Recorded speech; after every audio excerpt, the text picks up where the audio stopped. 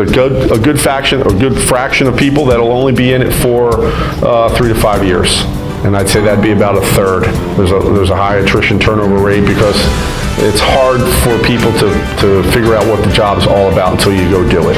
So there's a lot of uncertainty and you can't.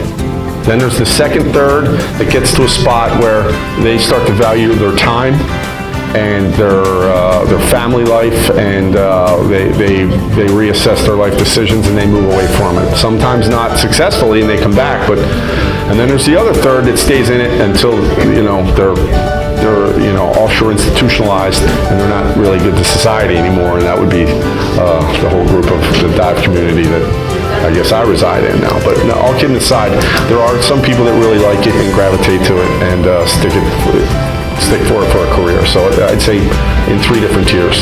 Overall, the usual diving career for offshore would probably be in the 10 to 12 year range diving, and then they'll either move into supervising or go onshore or move into another offshore service company.